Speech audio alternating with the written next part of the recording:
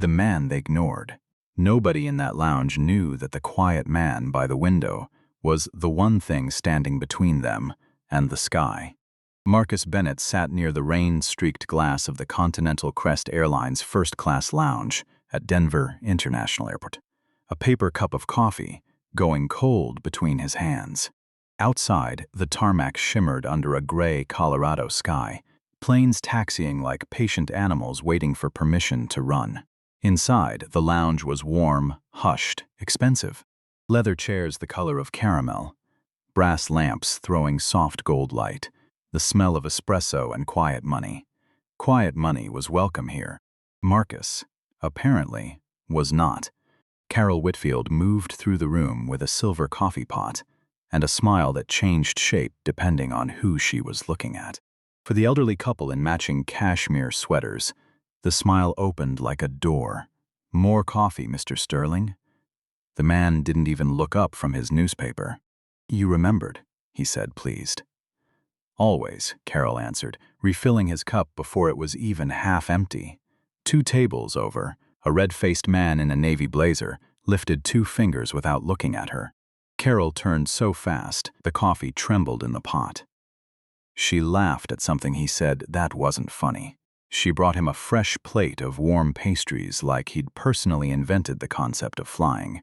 Then her eyes passed over Marcus, his charcoal suit, his dark brown hands folded over a leather briefcase, his calm, unreadable face. Her gaze slid off him the way water slides off glass, quick, careful, guilty of nothing, because she made sure to never let it land. Marcus noticed. He noticed everything. Noticing patterns, weak points, the small cracks before they became disasters. That was the skill that had built Vantage Sky Systems from a folding table in a rented office into the invisible machine running nearly a third of the ground operations for major airlines across the country. His software didn't fly planes. It did something quieter and more powerful. It decided when a plane was legally, safely, operationally allowed to move at all. Fuel windows, crew certifications, baggage chains. Every silent permission that let an airline pretend that flight was simple. To Carol Whitfield, he was a black man sitting too still in a room she believed belonged to a certain kind of person. To the aviation industry, he was something else entirely. He was 43 years old. Founder, chief executive officer. Majority owner of a company whose name most passengers had never heard, and whose absence, for even 6 hours, would ground half the country. His mother used to tell him, "Baby, don't spend your whole life proving you're human to people who've already decided not to see it." He'd tried to live by that. Most days he succeeded. But the body keeps a ledger. It remembers the hostess who asked if he was waiting for someone before he even said his name. It remembers the hotel clerk who looked past him to ask his white assistant for the reservation. It remembers the charity gala where his company's name was printed 6 feet tall on the donor wall, right above the heads of men who'd mistaken him for security twice that same evening. He'd learned not to flinch. He hadn't learned to call it nothing. A voice floated through the lounge speakers, smooth and indifferent. Continental Crest Airlines, Flight N74 to London Heathrow. First-class passengers may now proceed to Gate B12. The room stirred. Coats gathered. Phones pocketed. The red-faced man snapped his laptop shut. The Sterlings rose slowly, accepting Carol's farewell like guests leaving a private estate. "Have a wonderful flight, Mr. and Mrs. Sterling." "Thank you, dear." Marcus closed his tablet. The click seemed louder than it should have been. Carol finally looked at him. Not with warmth, not with recognition, with relief. Finally, he's leaving. A younger attendant near the counter, tired eyes, a loose bun, hesitated as he passed. "Sir," she said softly. Carol's head snapped toward her. The young woman swallowed and pushed the words out anyway. "Have a safe flight." Marcus paused just long enough to meet her eyes. "Thank you," he said. 2 words. But something in his voice made her look down. Like she'd just watched something happen that she should have stopped sooner. At the door, Marcus glanced back one last time. No one in that room knew his name. No one knew he was flying to London to close a deal that would shift the balance of an entire industry before sunrise. No one knew that Continental Crest Airlines, the airline whose lounge had just treated him like a problem to be managed, depended on his company every single hour it stayed in business. And Carol Whitfield, least of all, had no idea the man she'd ignored was walking straight toward the first domino. Gate B12 was brighter, colder, the kind of light that made everyone look a little exposed. Passengers clustered near the priority lane, clutching boarding passes like proof they belonged somewhere. A man checked his watch 3 times in 10 seconds. A woman in pearls whispered that boarding was already running late. Behind the counter stood Deborah Sinclair, gate agent, silver blonde hair pulled back so tight it tugged at the corners of her eyes. She beamed at the couple ahead of Marcus. "Good morning, Mr. and Mrs. Halloway. London today?" "Business, unfortunately," the husband said. Deborah laughed like he'd handed her a gift. "Right this way. Have a wonderful flight." Then Marcus stepped up. The smile didn't fade. It vanished. Deborah looked at him, then at his phone, then back at him. "Boarding pass, sir." Her voice had gone flat, official, sanded down at the edges. Underneath it, Marcus heard the question she wasn't asking out loud. "How did you get here?" He held out his phone. "Seat 2A. She scanned it. The machine beeped. Her eyes flicked to the screen, back to his face, back down again. Her fingers started tapping. Not the rhythm of someone solving a problem, but the rhythm of someone inventing one. "There appears to be an issue with your seat assignment," she said. Marcus didn't blink. Seat 2A, first class, confirmed 6 weeks ago. There was an equipment adjustment this morning.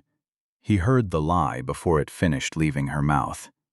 A wide-body aircraft doesn't quietly reconfigure itself on a transatlantic route out of a major hub. Not without crew recalculations, catering changes, weight and balance sign-offs, gate notices, a dozen digital fingerprints that Vantage Sky's own systems would have flagged before the gate printer even warmed up. None of that had come through. The plane hadn't changed. The seat hadn't changed. Only the story had. "What's the new assignment?" he asked. Deborah looked up at him then, really looked, for the first time. There was no apology in her face. Just a thin, practiced patience, the kind reserved for people who were expected to accept bad news gratefully. Premium economy. Seat 24B. Behind him, someone exhaled in annoyance. A suitcase wheel squeaked against the tile. Near the jet bridge, the Halloways slowed down, pretending to fix a coat while their eyes stayed locked on the counter.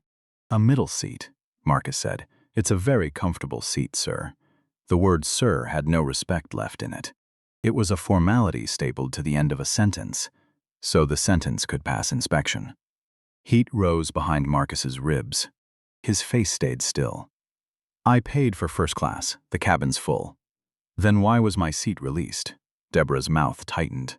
"Sir, I'm only telling you what the system shows." "No," Marcus said. Quiet, which made it worse. "You're telling me what you want me to accept." Her cheeks colored. A man behind him shifted his briefcase from one hand to the other. A woman muttered, "Oh boy," under her breath, more irritated by the delay than by the injustice sitting right in front of her. Deborah leaned over the counter. "Mr. Bennett, we have procedures." "Then am following them." "No, you're creating a result and calling it procedure." That was when the jet bridge door swung open, and Gregory Pierce stepped through it, broad-shouldered, clean-shaven, dirty blonde hair combed back, a navy uniform that fit him, like it had been issued, along with his confidence. Silver wings caught the overhead light. He had the easy smirk of a man who'd spent his whole career being believed before he even finished a sentence. "Problem here, Deborah?" Deborah didn't take her eyes off Marcus. "This passenger is refusing his reassignment." Marcus watched the sentence land, watched it harden into something it wasn't, watched the truth get quietly rearranged in real time.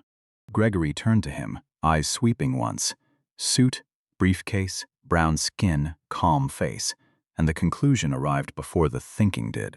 Sir, we've got a schedule to keep. If you've been given a seat, take it.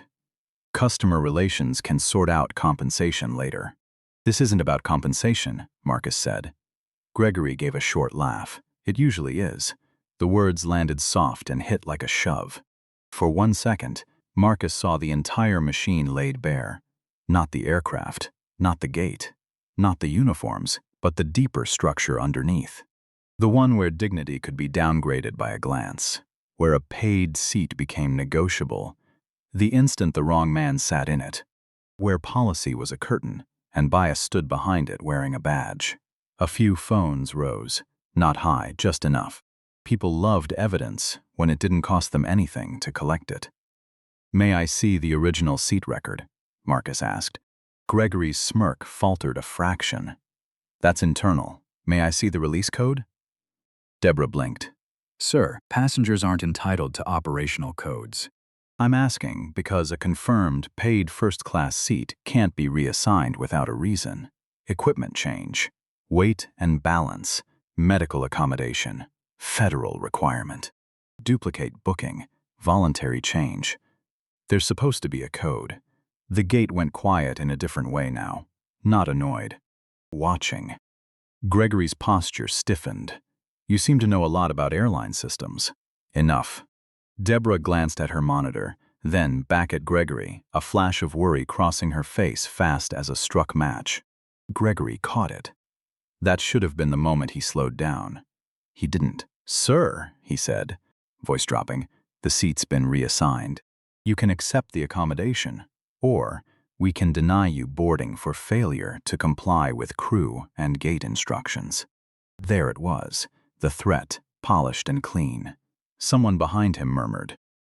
Another voice, older, quieter, said, but why should he have to?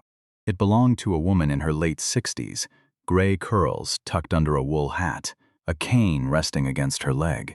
Her husband touched her arm as if warning her not to get involved. She didn't look away from Marcus. Gregory stepped closer, his shoes clicking once against the floor. Sir, I need your decision. Marcus looked past him, down the jet bridge toward the aircraft. Its lights were on. Its crew was ready. Its engines were asleep, waiting for permission. His permission, though nobody standing here understood that yet. His mother's voice came back to him, not as memory now, but as a hand resting on his shoulder. Don't let them make you small. He could fight right there. He could say his name. He could call his legal team and light up every screen in this terminal within 10 minutes. But that would only save him. And somewhere in the last 90 seconds, this had stopped being only about him. Because a system isn't broken when it fails one man in silence. It's broken when it's built to hide the failure. Marcus gave one slow nod. Fine, he said. I'll take 24B. Deborah exhaled before she could stop herself. Victory. Gregory stepped aside with the satisfaction of a man closing a file. Thank you for your cooperation. Marcus looked at him. Don't mistake silence for agreement. Gregory's jaw tightened, but Marcus had already turned and walked down the jet bridge alone, the carpet swallowing his footsteps. Behind him, the gate exhaled and resumed breathing. Phones went back into pockets. People turned back to their boarding groups like nothing had happened at all. Because nothing loud had. That was the most dangerous kind of disrespect, the kind wrapped in silence, the kind polite people could always deny. Seat 24B was a middle seat between a woman scrolling a true crime podcast list and a sleeping man by the window with his mouth slightly open. Marcus folded himself into it, briefcase at his feet, jacket still buttoned, and stared straight ahead while the cabin filled around him. The flight pushed back on time. Nobody in Denver knew yet what was about to happen to their day.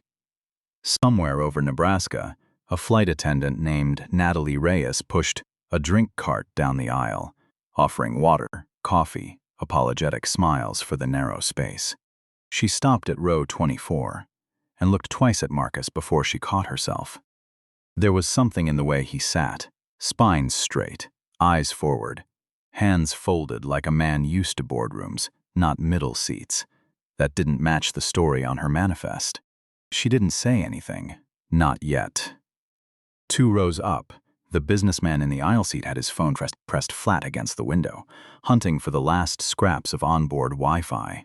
Silver hair, blue dress shirt, reading glasses low on his nose, tapping the screen harder like pressure alone could summon a signal. His brow furrowed. "Huh," he muttered. The woman beside him paused her movie. Something wrong? Continental Crest's having some kind of meltdown. The sentence moved through premium economy faster than the cabin air. "What kind of meltdown?" someone asked. He squinted at the half-loaded page. Flights grounded. Denver, Dallas, Charlotte. Looks like it started right here, out of Denver this morning. Marcus took one slow sip of water. The plastic cup bent slightly under his fingers. The woman beside him leaned forward, suddenly interested. "Grounded everywhere? That can't be right." The businessman refreshed the page again. It finally loaded a half-formed headline. Continental Crest faces nationwide. Operational freeze after reported discrimination at Denver Gate. The words reached Marcus like a bell struck underwater. Not loud, but impossible to ignore. The woman beside him turned to him with a kind of casual shock. "Can you believe that? Imagine being stuck on the ground right now." Marcus looked toward the curtain separating them from first class. Some people were stuck, long before the planes were. She frowned, unsure whether he was being poetic or bitter, then went back to watching the businessman's screen. Up in first class, the news arrived smoother, faster, on a stronger signal, in wider seats, with more room for the panic to spread. A man in a gray cashmere sweater opened his financial app expecting stock updates, and instead watched his face change color. Across the aisle, a woman in a cream wrap whispered to her husband that their return flight from Heathrow had already been marked delayed. Someone said the number 211 aircraft like it had teeth. Gregory Pierce heard the first wave of it from the forward galley, arms folded, pretending to review service notes on a tablet while actually replaying the gate incident in his head, editing it down into something survivable. Difficult passenger, seat conflict, handled professionally.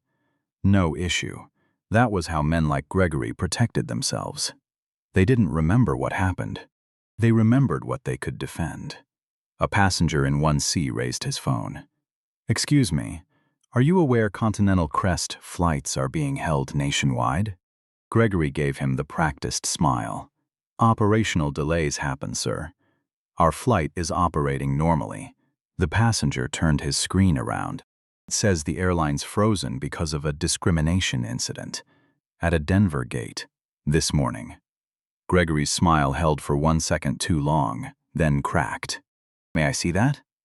He read the headline once, then again. His throat tightened.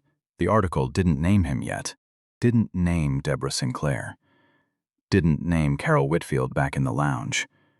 But the word reported sat there like a loaded weapon with the safety off. He handed the phone back too quickly. "Online reports are often inaccurate, sir." "Are they?" the passenger asked. Gregory had no answer that sounded safe. He stepped back into the galley and yanked the curtain half closed. His crew tablet was already stacking up internal messages. Rations advisory. Ground access disruption. Do inactive. Comment externally. Preserved all requisite to Flight 74. Preserve all records. The phrase hit him low in the stomach. He looked toward the curtain, leading back to premium economy. Seat 24B. Marcus Bennett.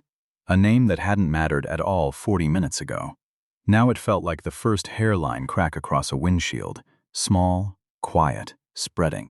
In the back of the plane, Natalie Reyes was collecting trash with a bag in one gloved hand, feeling the temperature of the cabin change around her. People weren't relaxed anymore.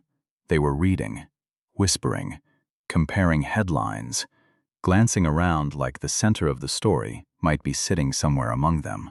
Natalie knew more than the passengers did. Not everything, but enough. The onboard manifest had refreshed mid-flight.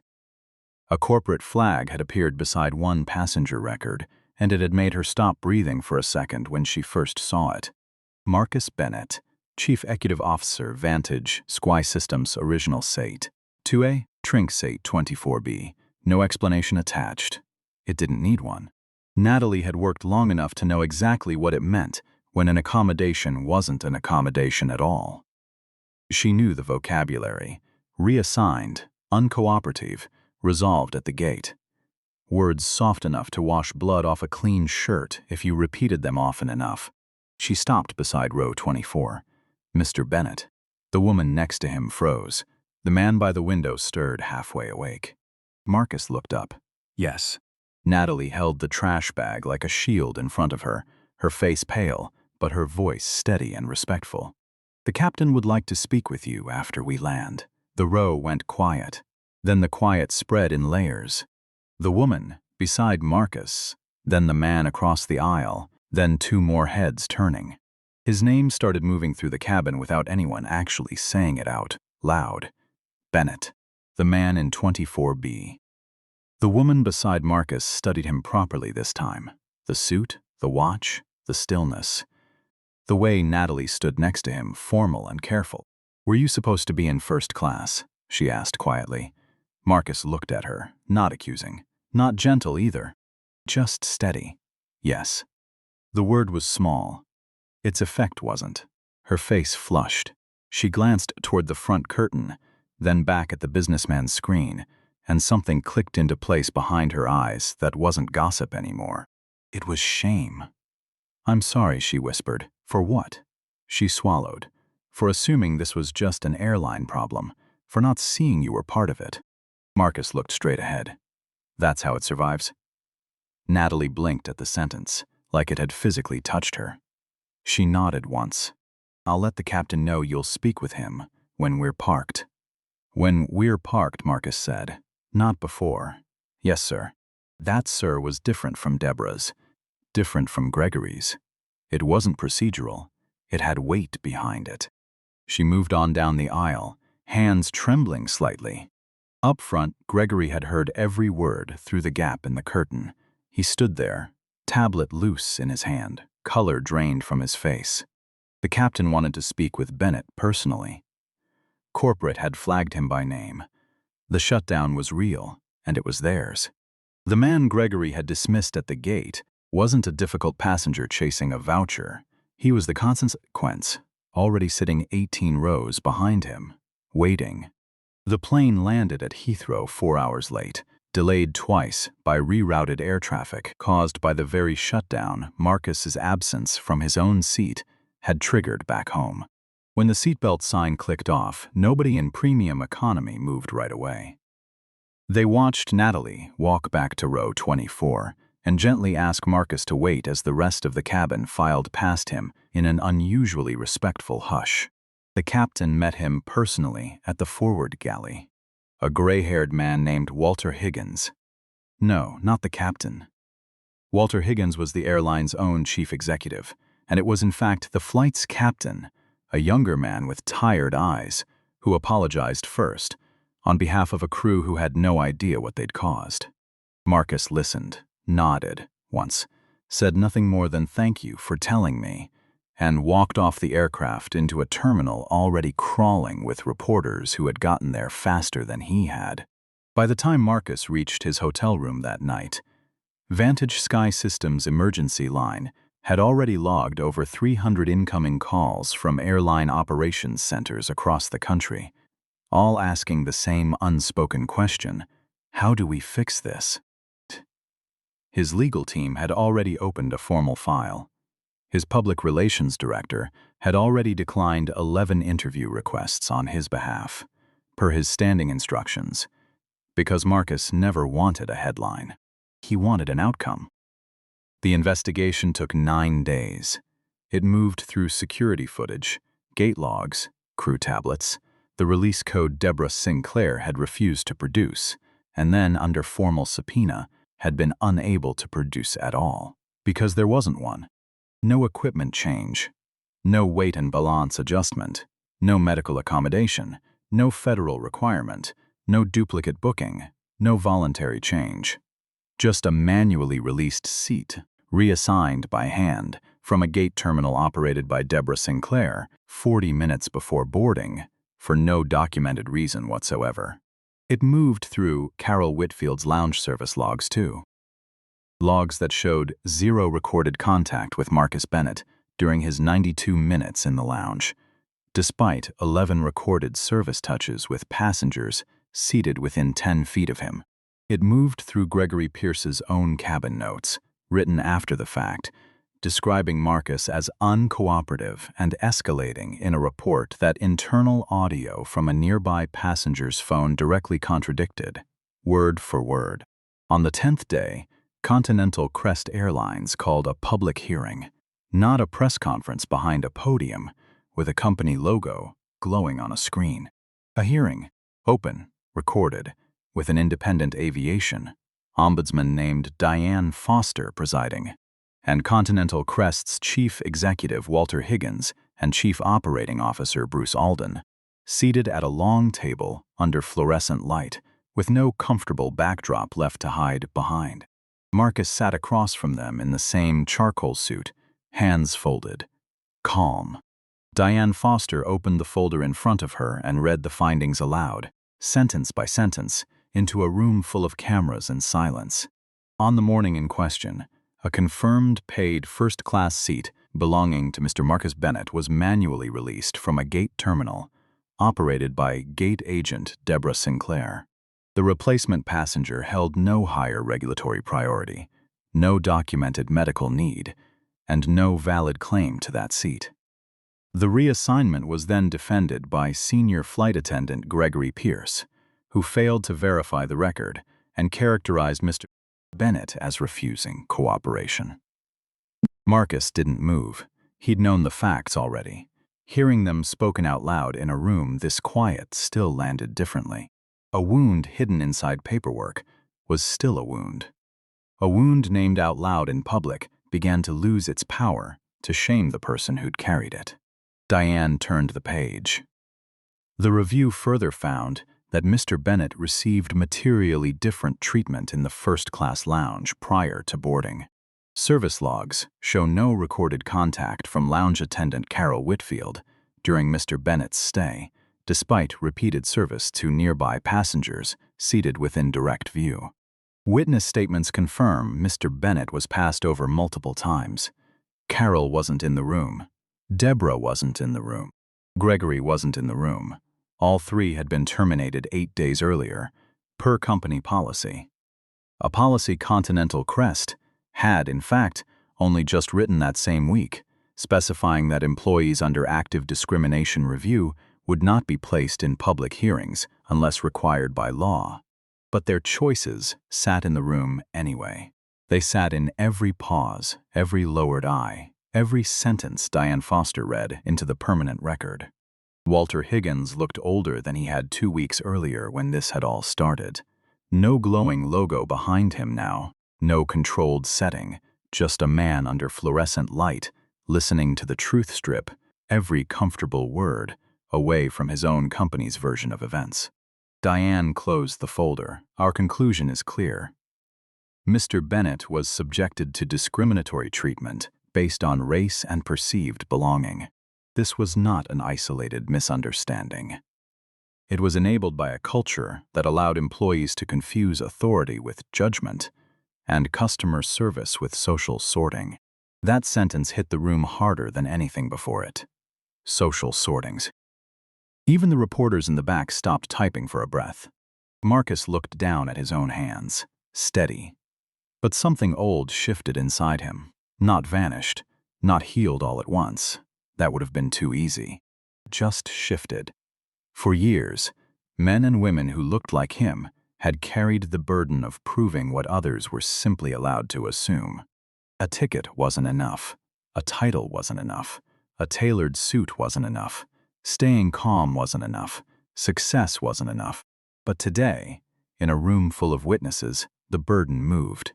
It moved back to where it had always belonged. Onto the system, onto the company, onto the people who'd chosen not to see him. Walter Higgins leaned toward his microphone. "Mr. Bennett, on behalf of Continental Crest, I accept this finding in full." His voice didn't sound rehearsed. It sounded tired. Human. We failed you. We failed the passengers who trusted us. And we failed employees who may have wanted to speak up and didn't believe we'd protect them if they did. He slid a document forward, across the table. Effective immediately, Continental Crest is implementing independent review of every involuntary seat downgrade, removal, and premium cabin conflict. Any employee may pause an escalation and request supervisory review, with no retaliation. Passenger dignity training will be tied directly to promotion, pay review, and leadership eligibility. We will publish this data every quarter. We will not hide behind averages.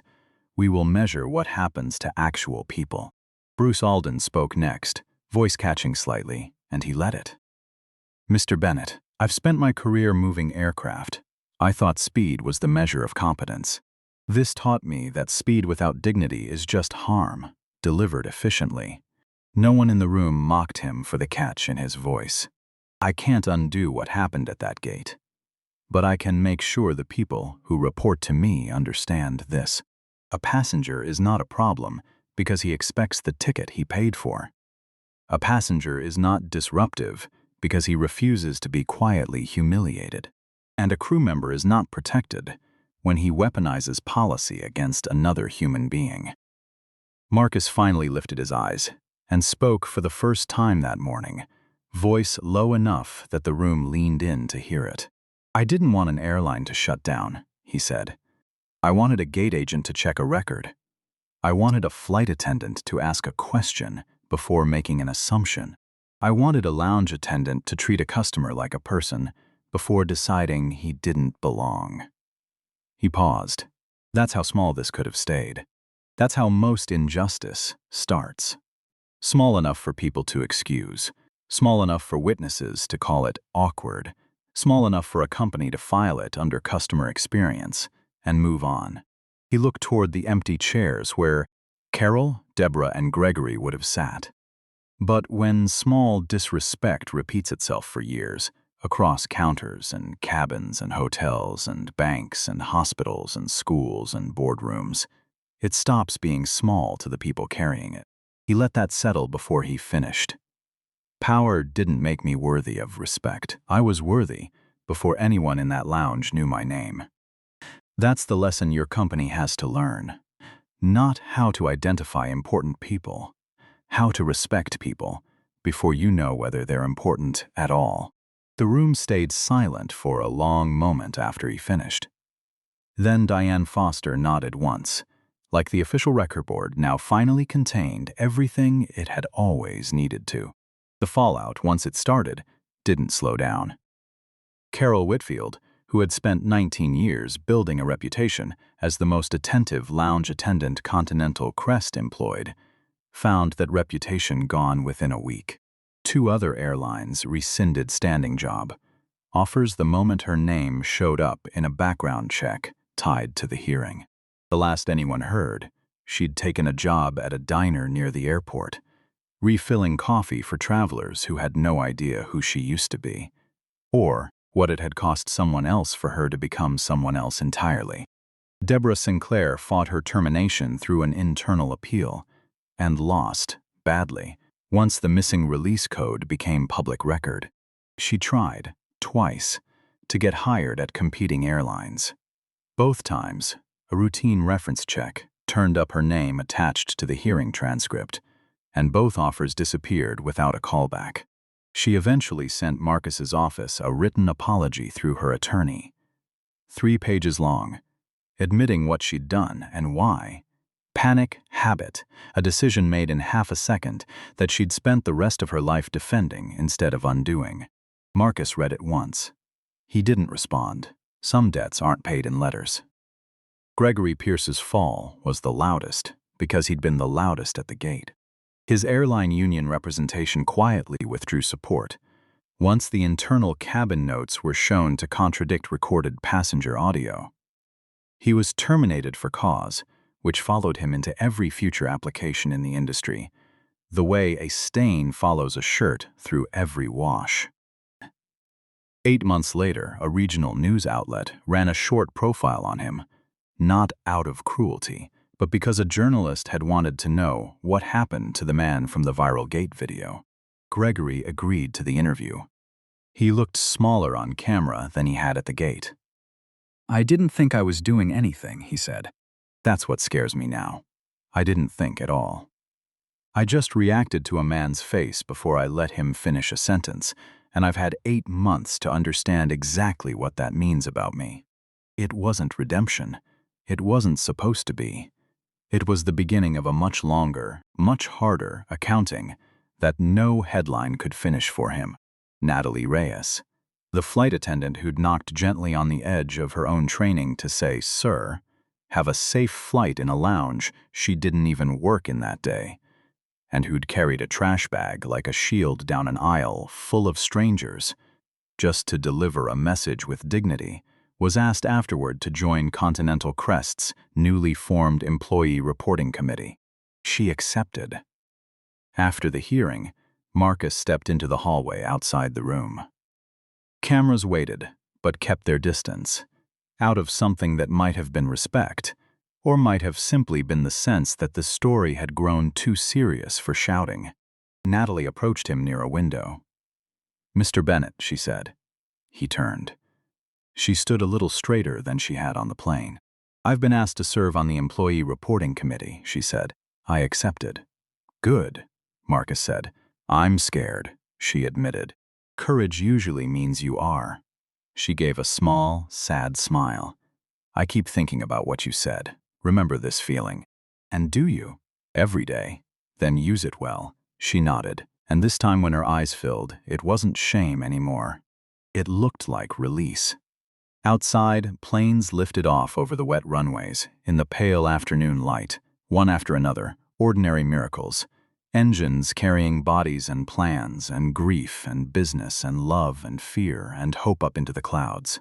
Marcus watched them for a moment before he left. He knew he would fly again.